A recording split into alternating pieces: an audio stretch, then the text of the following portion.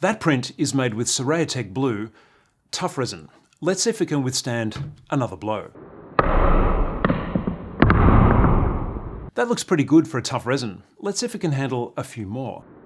As you can see, the print holds up very well when this 3 kilogram hammer gets dropped onto it.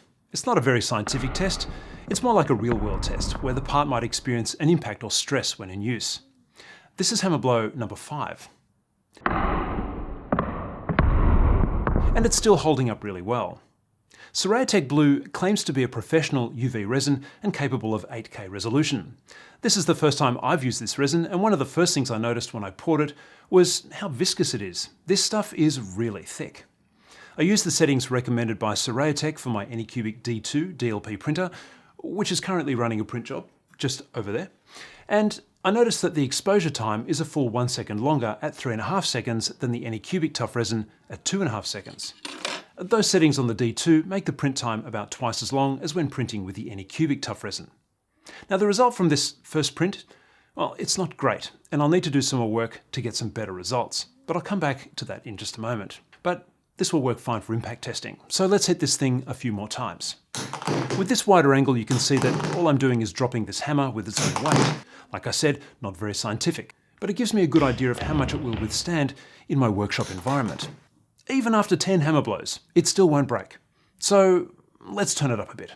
This is the machine vise test, and you can see that it's quite flexible up to a point, and then the failure is catastrophic. But at least the pieces broke in such a way as to leave my logo intact. This is where the test shows the Siraya Tech Blu to be quite different from the Anycubic Tough resin that I mostly print with. I made a video using the same testing procedure for the Anycubic resin, and I think it performed much better in the vise test. Instead of failing suddenly, the Anycubic resin fails slowly and less dramatically, although I have found that it tends to burst apart under load in colder conditions.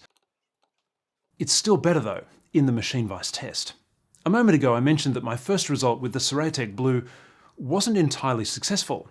The print worked, but I noticed about 6 hours in that the resin seemed to be curing in the vat. Large bits of cured resin seem to be forming around the print and sticking to it, like this. The print finished, but with obvious blemishes, and there were large bits of cured resin left in the vat as well. And the print also seemed to be a little bit overcooked. I wondered what could have caused that, because I've never seen this problem before.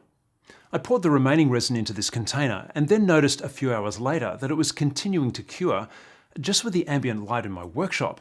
Now I know you're supposed to minimize all kinds of light exposure, and I always print with the cover on, and I always turn the lights off when I leave and the printer is still going. But I've never seen this kind of sensitivity before. And I wondered if the print surface didn't look quite as good because it was actually post-curing, even as it was still printing. Now I need to try this again, and next time I'll cover the printer with a towel or something to keep things completely dark. And if you've got any suggestions about what might have caused this, then I'd love to hear about that in the comments. But for now, for around the same price, with similar performance and a much shorter print time, the Anycubic Tough resin, this one here, seems to be the way to go. But I will persist with the Siraya Tech resin, and I'll get back to you.